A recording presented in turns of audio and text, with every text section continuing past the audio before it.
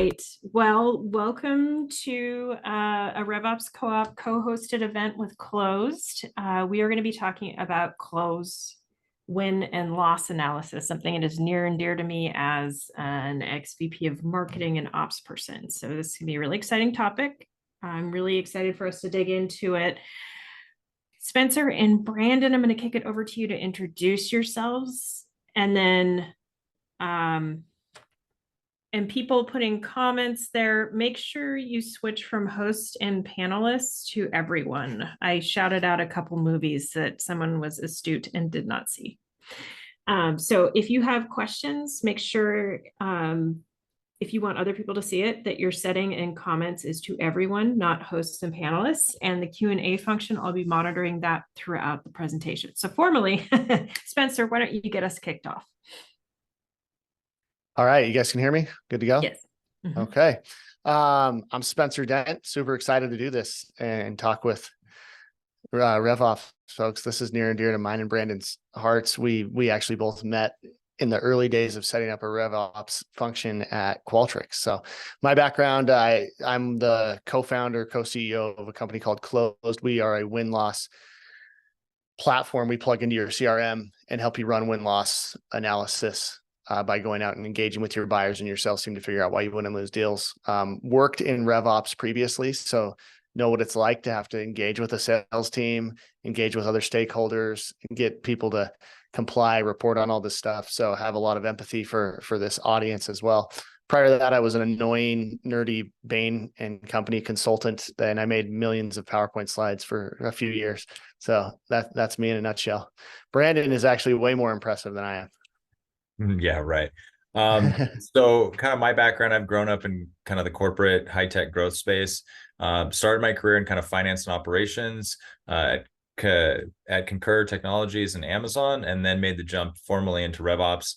Worked at Qualtrics, built RevOps at Lucid Software, and then most recently in Entrada. And then about 6-7 months ago, decided to, with some former colleagues from Qualtrics, create our own kind of RevOps consulting firm. And so we work for Unicorn Revenue Operations. And so we'll be talking probably a bit more about some of the things that I've done as both an operator, but then also working with clients in early stages and kind of middle stages as well. Awesome. You just jump right into it? I think that's the way to go. All right. So as we were talking to these folks trying to get ready and make sure that we could say something relevant to you all, they steered us to about 5 questions that we have some slides. We'll share all of this with you afterwards. But the idea here is we want to make this educational and helpful for you. So we'll kind of just walk through these slides and give you a sense of and some of the frameworks and things like that. But the goal more than anything is to make sure that as we're kind of talking through this stuff, this is helpful. So please, please, please jump in with questions. Jump in if you have, if we can provide more context. The key to win-loss is it's one of those things that everybody thinks they do, but whether or not the definition of it can be pretty different depending upon who you're talking to. So,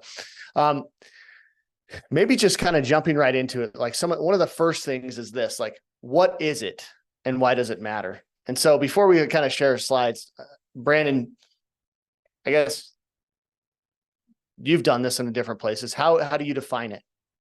Yeah, I mean, it's really simple. Is why are you, and it's, I think, intuitive to all of us. Why are you winning and losing deals, right? That in and of itself is in essence what a win-loss analysis means, and then starting to take that insight and then extrapolating trends and really any sort of analysis to then help you improve. And that's kind of the why does it matter? Like, this is how you see how you can drive your product forward, your sales process, your product positioning is by getting this insight. You're able to really, and we'll talk, I think, about this, like drive up your win rates, and improve, right? And win more deals, win more deals faster. Totally. Camille, you have tons of experience with this. Feel free to jump in too. Yeah, I think I think it hits so many different departments and can benefit us all, right? So it can be the findings that come out of this are usually really text rich analysis that goes beyond the disposition fields that a lot of the reps fill in. And from that, we can get so much information we can use in enablement, product marketing. Do people think we don't have features that we actually have? And then in marketing, really dialing in our ICP and figuring out who we should be selling to, and more importantly, almost who we shouldn't be selling to. Yeah. If I were to ask you guys to raise your hands if we were in a room, I bet a lot of you have started and stopped a win-loss process multiple times, many times. You start doing it and you don't get the right traction, or you get it in there and then you realize, man, the data actually, nobody believes it. And there's a lot of challenges there. So the only thing I would add to these two answers, one, it's figuring out why you win and lose. Two, it's way more applicable to the broad org than most people realize. Three, it's systematic. That's the one thing I would say. It's systematic. You need to be doing it regularly. It's not just a one-off Tiger Team project that you do. A couple of things for you to think about when you think about win-loss.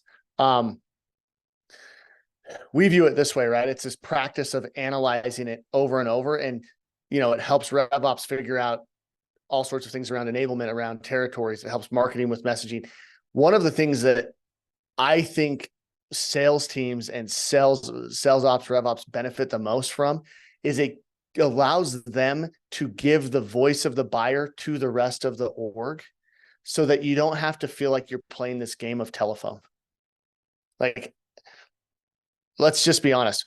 Your product team or the people that are, building your product, building your solution, whatever, they don't necessarily have a strong disposition at all times to believe salespeople.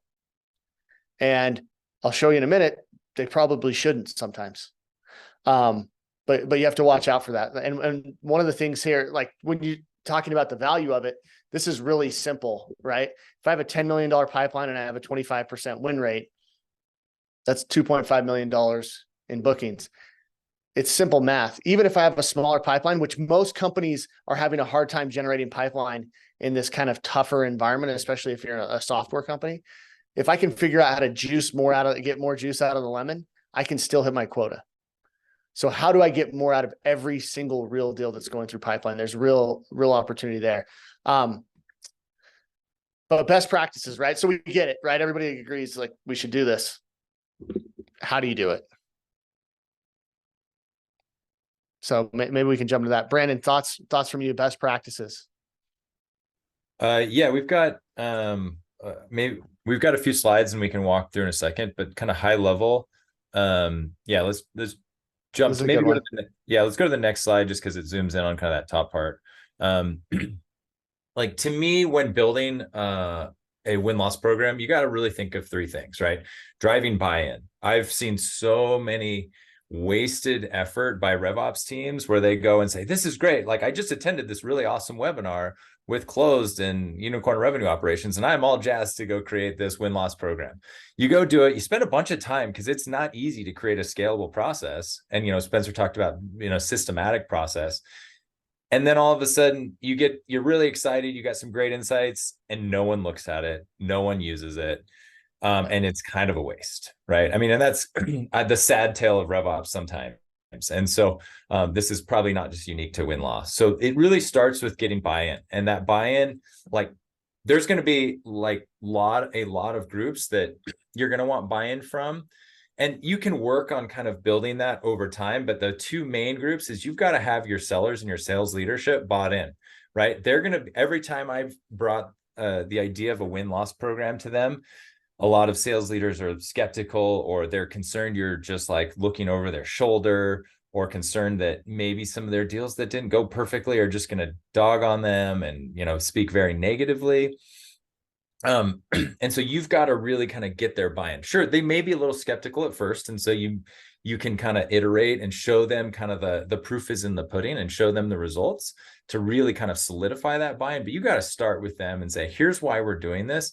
We are not here to create a watchdog program. The reality is we're going to give you really important information so how to position your product, areas you can continue to improve. And one of the things that actually is surprising, and this was one of the first times that we built a really robust win-loss program, I was expecting to get a ton of information about the sellers, their approach. Actually got very little information around that, because most buyers are like, yeah, my seller was, a nice person.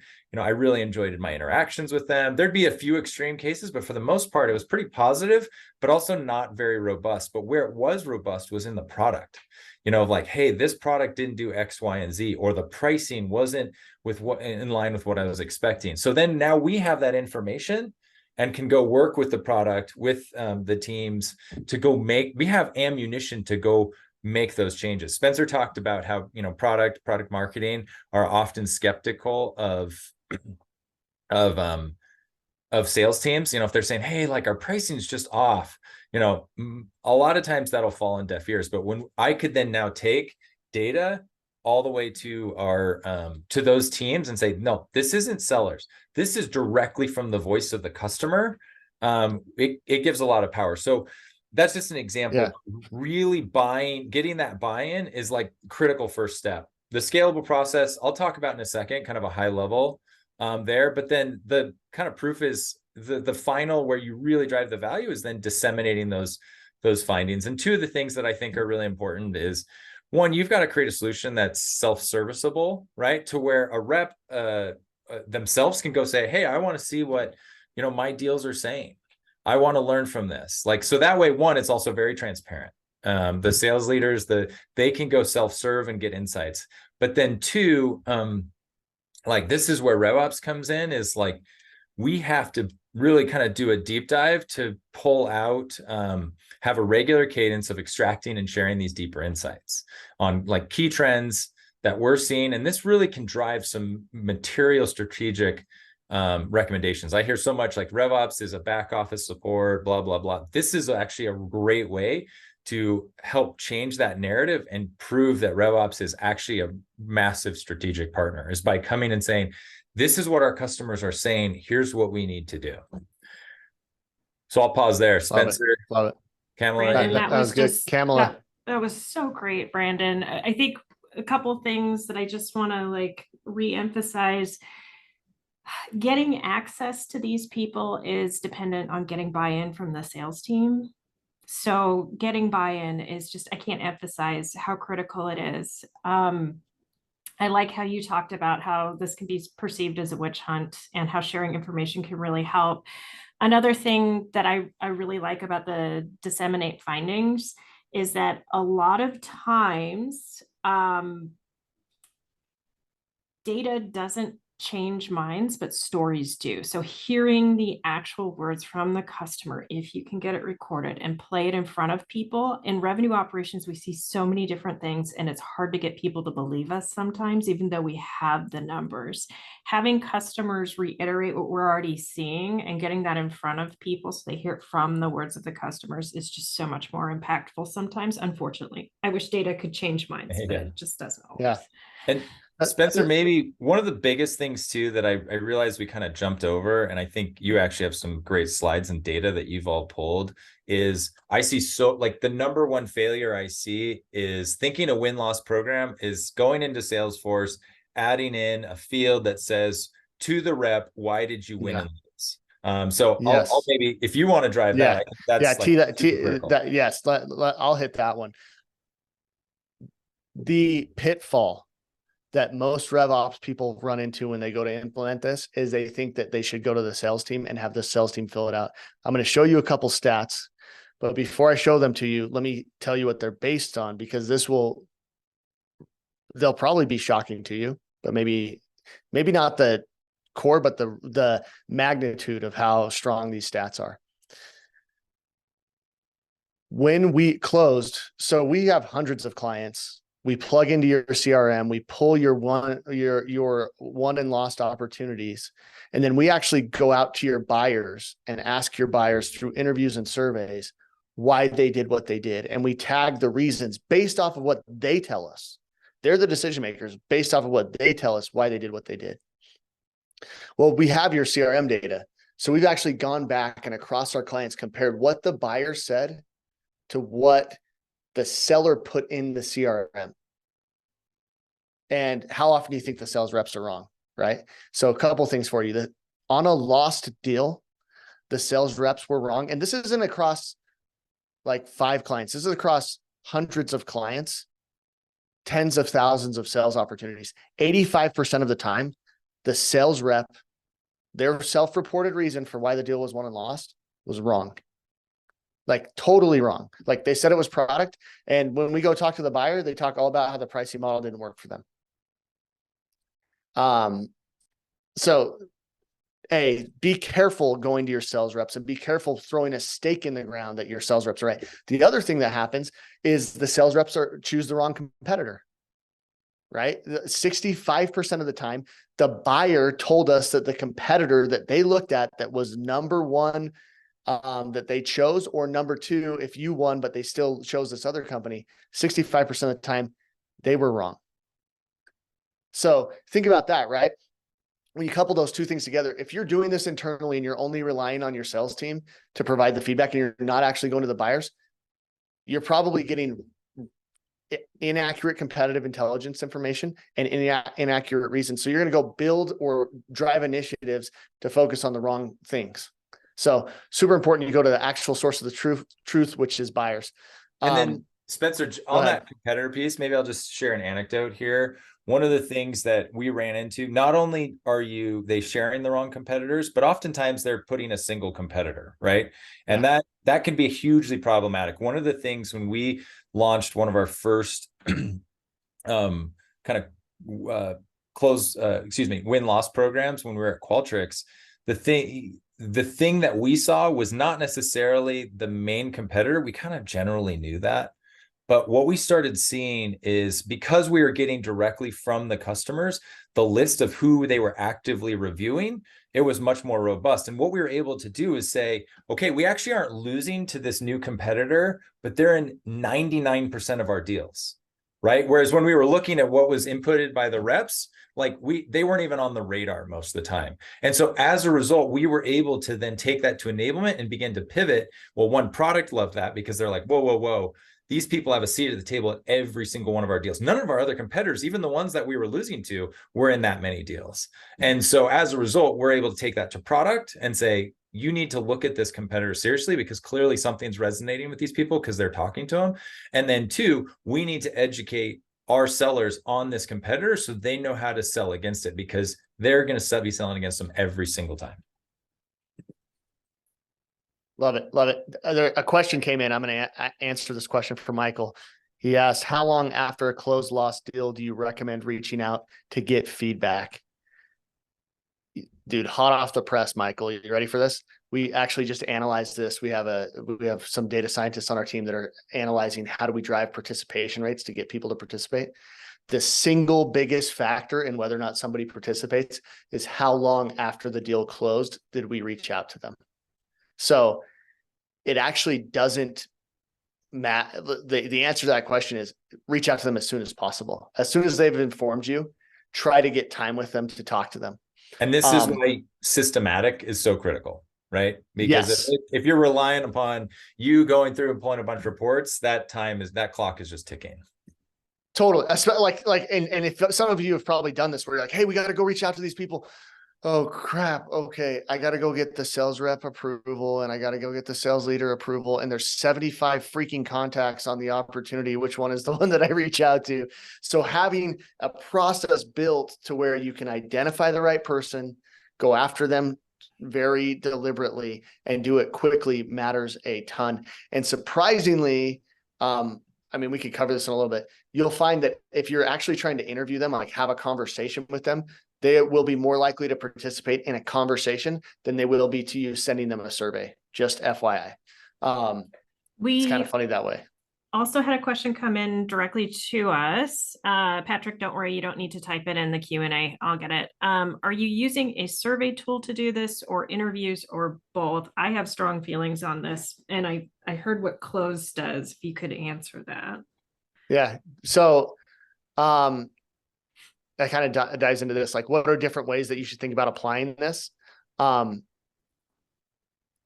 the answer to that question depends upon the composition of your pipeline. Brandon's actually worked in businesses that have highly enterprise, big deals, and like very transactional small deals.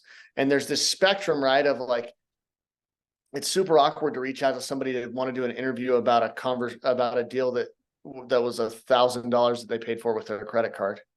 And it's equally awkward if I spent a year trying to sell to this company to send them a survey about why they did or didn't choose us. So this framework's a good way to think about it. If I have very low deal volume, but pretty high deal sizes, I should be doing more interviews than I am doing surveying or other lower cost module or approaches or methods. If I'm more transactional, I should be thinking more transactional. Like a survey can work in that situation. So if it's lots of deals, small deals, but there's so many of them, I'm just trying to get a pulse. The mix of how I approach this can be different. And Brandon has a pretty good framework for this that we could talk to. And then other companies like this, I'll give you guys a couple examples. We have one client, they have 60,000 deals that go through pipeline, but they have an SMB segment, a mid-market segment, and an enterprise segment. They interview all of the enterprise deals systematically. They interview pockets of the mid-market deals. They interview a very small sliver of the SMB deals, but they send a survey to everybody that they don't interview to just try to get a pulse. And you have to treat those two things differently. Don't treat them the same. Do not write a 30-question survey. It will not get filled out. You will not get quality data. It is a waste of time. It's a waste of time for them. It's a waste of time for you. Don't do that. Think of a survey versus an interview.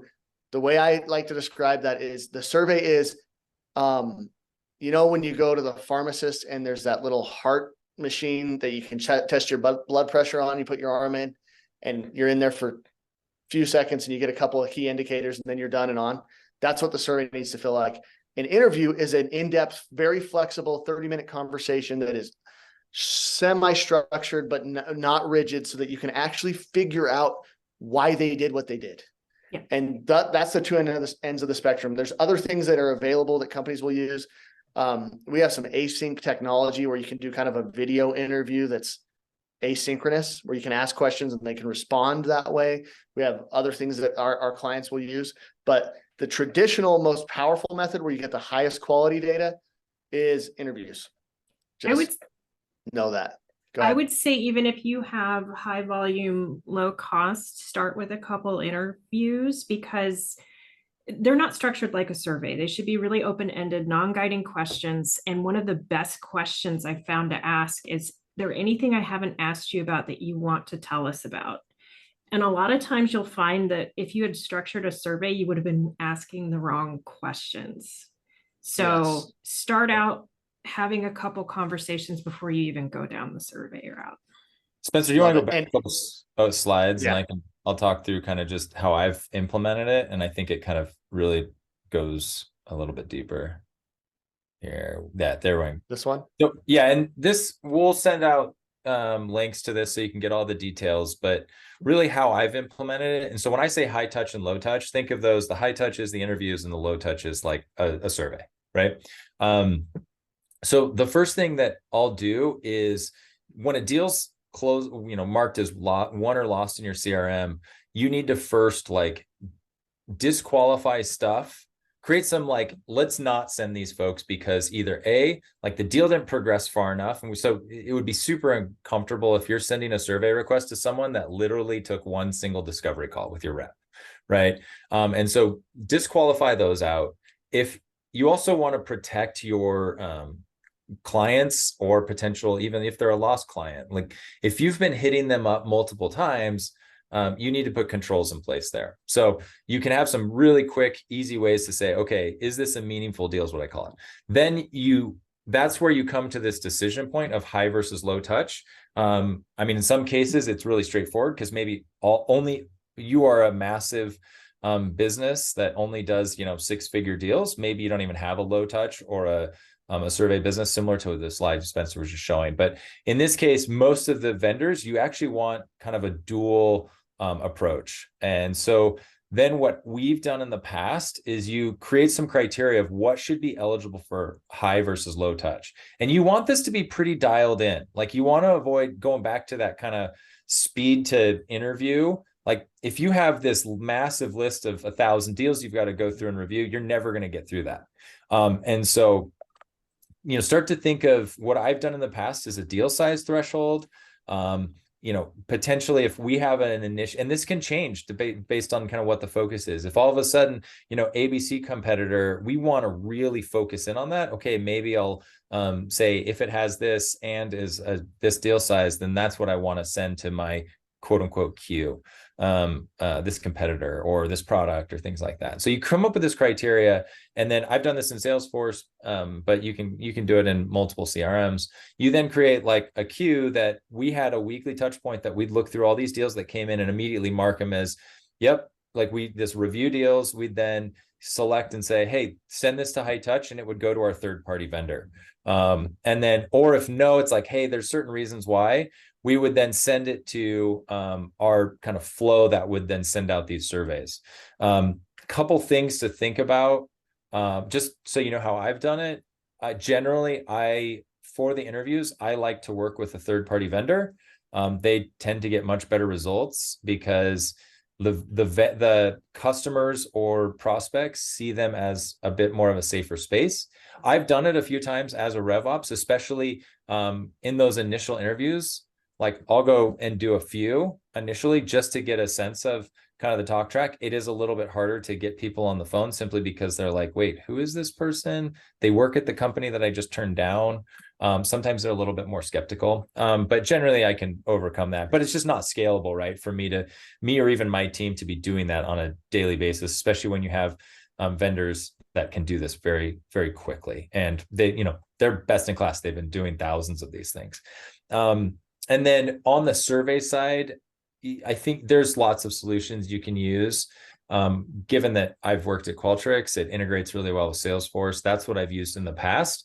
Or, closed is, total transparency. I'm a big closed customer, have used them multiple times, and they can do really all of this in one fell swoop. But there's other ways you can cobble it together for budget reasons. So there's a quick walkthrough on kind of how I've put that together. We have a bunch of questions, which is wonderful. And I know you answered some of these in part, but I'm going to go ahead and pose them again because I think we can dig in a little bit more. First question, who is conducting these interviews? I've done it RevOps. I've done it as VP of marketing. I've had the CS person, but you mentioned third party. Let's talk through what we've seen work really well, just a little bit more. Yeah, I mean, I can give you guys the view on that. We are essentially a third party, right? The company closed. Yep. And we have the difference between us, and there's a lot of in this space, there's kind of traditional, what I would call like professional services companies that just do interviews, and they will give you back like a PDF summary of what they found in the interview. We're different because our technology will plug into your CRM, and this workflow that Brandon just described, you can do that all within our platform. And most of our clients opt to have us not just enable them almost like a software platform CS engagement to have that workflow happen. They will also have our team conduct the interviews on their behalf. And to Brandon's point, they like that because it's an independent third party. Like people will feel more comfortable. They tend to participate at a pretty high rate. And we have people that are fully trained, dedicated, know your product, everything like that to do it. We also have clients that this workflow, by the way, especially when it comes to reaching out, scheduling interviews, transcribing interviews, synthesizing that feedback, putting it in a digestible form, aggregating it, can be very, very time consuming. And a lot of times when people try to do this internally, the choke points aren't the interviews themselves, it's everything before and everything after. And so we actually have a handful of clients, especially as our platform's gotten more mature, that they just run they do the interviews themselves, but they use Close to facilitate that whole process because our platform will automatically transcribe, automatically summarize the interviews, automatically tag the themes, and allow you to see like, here's the reasons why people are saying you're winning or losing. So that's so you can kind of do it whichever way. The big thing is whoever does the interview, you want to make sure that it's somebody who will ask really good open-ended questions. And then they understand it's as much a soft skill as anything to like hear somebody and how they're describing why they did what they did, and then know when to double click and when to move on, and cover the other topics that were relevant. 100%. Other questions? Just jumping in on that, Spencer, one other thing too, that I've run into this a couple times where, I have to, especially in this environment, justifying spend on bringing in another vendor, to go do these types of things. It's not always intuitive to your budget holder, whether it's the CRO, the CFO. They're like, we know why we win and lose. The reps put it into their CRM. Sure, you can start quoting off these stats, but where I've been very successful is I've engaged a third party like Spencer, or there's some other vendors out there, and the proof is kind of in the pudding. I'll just say, hey, just give me a very small budget. Let me go run a few of these, and then I'll show you, and then you can decide. And almost every single time they will come and say, this is incredible. Here is more money. Now, that's obviously a bit of an exaggeration, but that's one of the common things that I'll run into is like, oh, you need money to go buy another software. We've kind of locked all this down. That's great, but here's the value that I think I can do. Go get a little bit of budget, run a few of these, and then the output sells itself almost every time. It's fantastic. I'll drop you guys we'll have a QR code at the end of this, because honestly, a lot of times that's like, people are like, I wonder, fill out the form at the end of this, and we'll do some free interviews for you just to give you a sense of what it's like. I'm telling you, just one or two, it's going to be so different from what your executive team expects, no matter how dialed in they are to the sales team, and so detailed that they're going to be really excited. Brandon, spot on. Small budget, do a couple, you'll be thanked later. So knowing that 85% of the time the close loss reasons are wrong when you ask the rep in the CRM, is there still value in asking the reps these questions throughout the sales process? And then how do you balance out what you're hearing from the rep versus what you're getting from the customers? This is a great question. My take on this is, it's okay to ask the reps, but don't make this too cumbersome. Yeah. Like, they have a lot going on. And I have seen people literally make a web of logic-based questions. If this, then this, if this, then this, if this, then this, and the reps never fill them out. And when they do, they don't give a lot of good feedback. And honestly, most of the time, the more information they're filling out, the more they're kind of covering their own asses. Right. And it's kind of a waste of time, if I'm being honest with you. So if I'm going to ask anything to the reps, it would be just an open-ended question of, hey, what were the main reasons why we won or lost this deal? And I would keep it very, very simple. And I would opt to just go straight to the buyers, because the buyers also don't tell the reps the truth all the time. The buyers also don't there's too much speculation that's left in those interactions. So I would be careful about doing that. A better way of doing this is actually, we just launched this today. We've been piloting it for the last quarter. One of the best ways to get at this is, we have clients who use Gong, and we now integrate with Gong. So you can actually say, the buyer told the interviewer after the interview was done that they chose us or didn't choose us because of these things. Where did those things come up in the sales process? And how was it messaged then? And you can actually go back and see, versus like, this is how I interpreted it, which is a lot of what happens with the sales team. So you can ask your sales team for input. I would just don't make it too much. And the more important thing is honestly, the most important thing to get from your sales reps when they're closing out these opportunities isn't why they think they won or lost. It's who was the right person or people that we sold to, that we could go talk to about why they won or lost. And whether or not you choose to do win-loss with them, you still need to know who that person is, so that when the next rep gets that territory, they know who to go sell to. Yeah. The other thing I'll add to this is how I would think a lot of this information you want to collect from the reps, but it's not necessarily to then do analysis. It's actually to then feed them enablement content. So good example is, like, say early in the sales process, they go in and put competitor and say, ABC company is my competitor. I mean, if you're using like a high spot, a seismic, they can like auto service type of details, but there's a lot of solutions. We can talk a whole nother hour about that, but that's how I think about having reps input this information of, hey, well, what's their compelling event, all this type of stuff, is then that's actually going to service collateral that they can use. So you're just making the sales process more efficient to where, hey, when you put in ABC competitor, boom, here's 4 one-pagers that you can then go use and send, and things like that. So that's how I would think about collecting information from the rep, not to then take and understand why we win and lose, but like, how do you in that deal service them up with the right collateral that will help them win the deal, right? So that's how I would think about it, not necessarily like collecting information from reps on why we won and lost. Yeah. And if you are seeing consistent trends with the reps, it can speak to morale and issues they're having on their team. So totally agree with Brandon that this is such a good enablement tool. A lot of times if they're listing a competitor consistently, it's because they're not comfortable facing them or speaking about that competitor. So great points. Or because it's the first one in the drop down. Or it's the first competitor in the drop down and they just want to save the op and move on. Like seriously, you get like I wish so they much would of choose the first. Like usually it's just, I wish it was the first, but usually they go random and then you really don't know. So don't trust those numbers. Right. I think one way to reconcile the reps and buyer feedback is it goes back to what Brandon said at the beginning about getting buy-in. Making sure the sales team knows that the objective of the win-loss program is to help them win more, is to help them hit their quota, help them make money. And that we're going to take this information and we're going to do what we need to do with it so that we can win more. And that comes through.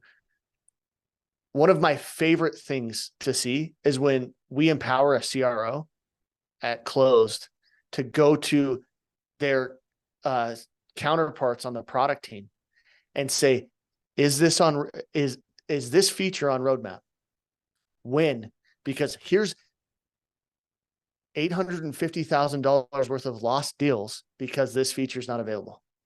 You see how powerful that is? Like I hit my number last quarter if we have this, right? And that's awesome, right? And instead of waiting, the other part that's really cool is if you do it right, to Brandon's point, sharing it with people proactively, you're getting that feedback in the hands of the other stakeholders in the org as quickly as possible so that they can act on it quickly. So they don't have to wait until the Q4 QBR to find out that, we need sales enablement content about X, Y, or Z, or that we need to have a case study for this industry or whatever. They can actually see it and jump on it immediately. So it's really important that you get that feedback. And when you can push it to the relevant parties quickly, it makes all the difference. And kind of a little bit of a side note here, but as a RevOps operator, one of the best ways to build those cross-functional relationships is with this data, right?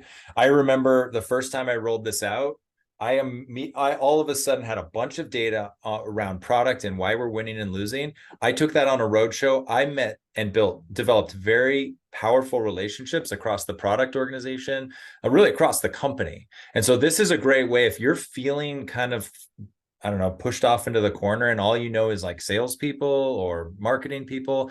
This is a great tool to build those relationships. So maybe that's a little bit of a RevOps like selfish plug there, but this is a great tool to be able to kind of drive yourself, move yourself into a more strategic cross-functional position. Totally. And a great way to do that. I'm going to piggyback on that, dude. Before you even launch it, go to the people across the org and tell them what you're doing and ask them what they want to find out. Go to your product managers and say, hey, we're going to go interview buyers that have gone through the sales process. And what do you want us to ask them about the product? Are there certain hot button topics that you want to make sure we embed there? Because then all of a sudden you get this like feedback loop that is super powerful, and it will either prove or disprove their hypotheses, and then everybody wins. We've kind of already started talking about this one. How do you use win-loss analysis to drive up your win rate? It helps with sales process breakdowns, product gaps, pricing issues, competitive intelligence. We've kind of hit that. I think these are two interesting stats that we have from Close that might be interesting to everybody here. We have found across our clients that 1 in 10 losses are actually win back opportunities. 1 out of 10 losses, the buyer is saying to us, you know what? I think we made a mistake going with the company we went with, or this got a huge thing we're seeing right now in the current environment. We actually saw a 50% year-over-year increase in losses to no decision across our clients. So think maybe a quarter or 10% of your losses last year were because, hey, budget got cut. Now that's significantly higher across most of our clients. So there's a lot of deals that are just kind of getting the can kicked down the road right now. And it's powerful to know that as an organization that, like, man, we're just kind of in a winter right now and we need to stay ready. And so the companies that we're seeing companies have a lot of success with this by taking all of those deals that they're getting win-loss feedback from, putting them in the right kind of nurture cadence through marketing and sales, and keeping them hot for when they come back around. You also, on wins, people always think about win-loss, about talk to losses. You don't realize that on wins, there's a lot to learn too.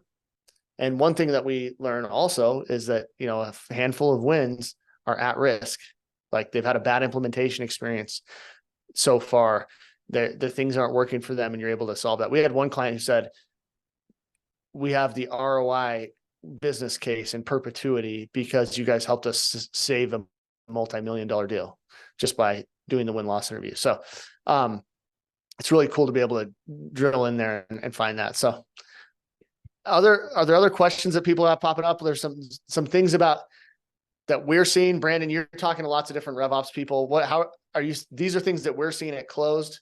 People are kind of shifting some of their focus from new business to churn, understanding why companies are leaving, finding fertile pockets of the business. What I mean by that is, one of the things that you're seeing is your win rate might be holding in certain verticals right now, but other verticals are being more impacted by the current economic environment. And knowing, obviously it's good to know that, hey, we win more when we're selling to financial services than when we sell to enterprise software right now. You don't need win-loss to figure that out. You can figure that out through your CRM, but understanding why, and then being able to say what other industries have that same kind of profile and go apply or set up territories. We're actually doing that at Closed ourselves because we learned, wow, these certain verticals are buying because of these things. And we've hired reps and dedicated them to those verticals, and we're seeing a lot of success. And loss reasons have changed in the last year and a half. We've seen that. One of the things that I'm seeing, we work with a lot of kind of earlier stage startups and kind of later stage, but especially with the early stage startups, we hear, I've got product market fit, right? And so then they think they have product market fit. We then go, and as we start to dig into their deals and their pipeline, we're not even rolling out like a full win-loss, but just initially we come and say, you don't have product market fit, right? You're getting there, right?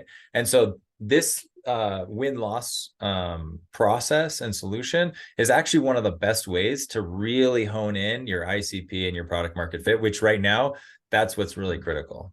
Because if you're like product and market aren't perfectly aligned, you're going to struggle to close deals, right? And so I think this is where, especially in this climate, you've got to be really dialed in. And this is a great way to get that insight to make sure and kind of really hone in what is kind of that product market and that ICP. Good. Awesome. There's probably, I already shared that with you guys. We have this, we can answer as many questions as you want. This QR code, it'll take you to kind of a suite of things that you can use, including a free win-loss interview. We have a white paper on best practices that outlines a lot of these things, how to think about setting it up based off your pipeline profile, how to think about sampling the benefits of interview, how do you think about using interviews versus surveys, how to drive stakeholder engagement, all of those things. So feel free to download that. Also, feel free to reach out to either of us. As we were talking to Camel and getting ready for this, we were like, we could send them to our LinkedIn. You're welcome to look me up on LinkedIn, Spencer Dent, Brandon Bussey. we're happy to connect with you all there, but you can also just reach out to us. Like, we love talking shop to people. It's always fun when you get with people who are practitioners and answering. My favorite thing after doing webinars like this is I always get a couple of people who will reach out, and I'll just jump on a call for 30 minutes and talk about their specific situation and help them think through different ways to solve it. So happy to do that as well. But does anybody else have any other questions?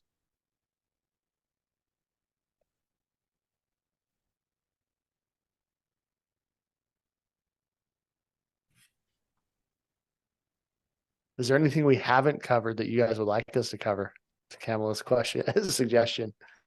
Is there anything we didn't talk about? Yeah. Anything else that we didn't cover, Brandon, that we should? Any other points that you think that have come up as we've No, I been mean, talking? I think one of the things too, Spencer and I were lucky enough to spend some time at Qualtrics, and so I want to maybe double click on the idea of, if you're doing surveys, don't send a really long survey. That's just really, really critical. I mean, that's a great way to immediately kill your win-loss program. The other thing too is there are ways though you can get more robust information, right? One of the things we tried to where our surveys were like, I think 5-6 questions long, but we would add a question, hey, would you be willing to spend a few more minutes with us? Or, I mean, even with, we leverage Qualtrics, which has a little bit more robust functionality where it's like, hey, you said ABC competitor was in the deal. Would you be willing to answer a few more questions on that? They say no, great. It just keeps moving on. If they say yes, you can ask a couple more questions, right? So just be careful on when you're developing these surveys. Less is always more, because guess what? You can always add another question later. I'd much rather have too much data or a ton of data that's maybe not quite as deep as or robust as I'd like than, hey, I've got this super robust data with 3 responses, right? And so really, and that's going to be one of the concerns, even with the live interviews, is you're going to, as Spencer said, you're going to go to your product team and be like, what do you want to know? And they're going to give you an 18-page document they're expecting you to review with these clients. And then of course there's 6 products. So now you've got 18 times 6 type of thing. And so making sure you have to set expectations. And that's going to be one of your challenges, is like pushing back and say, okay, you get 2 questions kind of a thing. And so make sure you prioritize it, because that's probably the number one pitfall I find in most of these, is you just try to ask too much, right? Yep. Too much that is too specific and too precise, that the buyers don't even think about. They've seen your product like 3 times. Okay. They're not like experts on it. So sometimes people just over bake the amount of and are so precise on the questions that they miss the whole point of why the company did what they did. One quick thing that I will tell you in terms of how to make this a rich analysis on the back end: make sure that you tie the feedback response, whether you're doing a survey or an interview, back to the metadata on the deal. Because what will happen if you do this right, what will happen is immediately you'll be like, okay, we win and lose because of ABC and XYZ. What does that look like for this segment versus this segment? What does that look like for deals that are above this size or below this size? What does that look like for product line A, product line B, sales team A, sales team B? So if you have that data tied to the opportunity, it will make it so that you can do more rich stuff. Question came in, aside from budget constraints due to the economy, are there any common loss reasons that you see that most companies are surprised to see that they did not expect? Great question. So I'll answer that in 2 ways. And Brandon, you can jump. I can answer that like at the 30,000 foot level. Yeah, I saw a couple interesting ones too. I'll come in after. Yeah. So the first thing I'll tell you, Michael, is I've personally done thousands of win-loss interviews. We have a team of 30 people that service several hundred companies that do interviews with people all over the country, all over the world. We have lots of different clients. The interesting thing is we actually just went through this process as we're using tools to help us summarize data at greater scale. You have to figure out where can you standardize certain things. One of the things that we found is there's actually about 25 common You can put nuances on them and say them slightly different, but there's about 25 decision drivers that B2B buyers go through in their head. And it's everything from, does it meet my needs, to how does it look and feel, to does it integrate with my other systems? What does the pricing model look like? Is there a defensible ROI? And those things tend to be pretty common. So in terms of like, for us in aggregate, we kind of generally know what the main things are. They kind of, there's every one of our clients has a couple of decision drivers, what we would call them, that are outside of the norm. But for the most part, we kind of have figured out what those are with what we've done. Do we have companies that get surprised? This is the interesting thing. Sometimes people get into a win-loss program and they're expecting it to wow them and teach them a bunch of stuff that they don't know. And if that happens, then most of the people at your organization probably should not work there. Like that's a problem, right? Like that means you are literally flying blind.